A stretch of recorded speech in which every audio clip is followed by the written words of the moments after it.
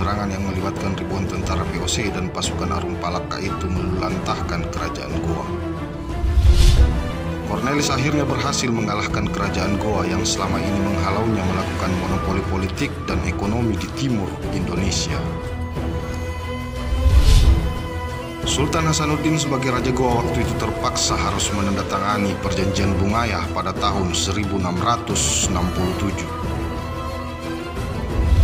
Perjanjian Bungayah ini dianggap sebagai awal kehancuran kerajaan Goa. Perjanjian ini juga tidak serta-merta membuat beberapa petinggi kerajaan tunduk dengan VOC. Salah satunya Deng Mangalle. Dia memilih meninggalkan kerajaan Goa karena tak ingin tunduk dengan VOC. Deng Mangalle kemudian pindah ke daratan Siam. Permintaan suakanya kepada Raja Ayutthaya Narai Ramatibodi III dikabulkan. Yang dulu Deng Mangalle berangkat bersama 250 pengikutnya. Di sana mereka diberi izin membangun rumah yang mereka sebut sebagai kampung. Dengan reputasi sebagai pasukan ulung, orang-orang Makassar waktu itu tak sulit membangun relasi. Di sana mereka hidup dengan beberapa kelompok muslim seperti Minangkabau, Melayu, dan yang lainnya. Kedatangan mereka disambut baik oleh Raja Narai dan bahkan mereka diberi pemukiman di pinggir sungai. Namun semuanya itu berubah ketika Raja Ayutthaya Narai mendatangkan serdadu-serdadu Prancis pimpinan Claude de Forbin. Bagi Deng Mangalle, kedatangan serdadu Prancis itu ibarat bencana sebab kedudukan raja semakin kuat sehingga membuka peluang perbudakan terhadap pendatang dari timur, terutama dari kalangan muslim dan komunitas orang kulit berwarna. Deng Mangalle juga mengaku di depan raja bahwa dia dan Konstantin Polkon saling benci karena beda agama. Deng Mangalle sendiri berpendapat tidak sepatutnya ia sebagai orang Islam dikuasai oleh non-muslim.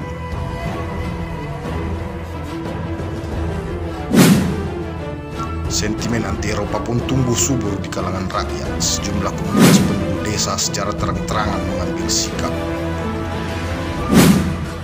Rencana pemberontakan pun disusun oleh komunitas Melayu, Champa, dan lain-lain.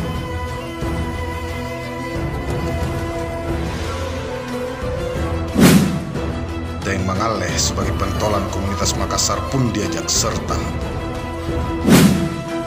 Raja Narai akhirnya mengetahui rencana makar ini. Komunitas Melayu, Champa, dan Kamboja kemudian memohon pengampunan.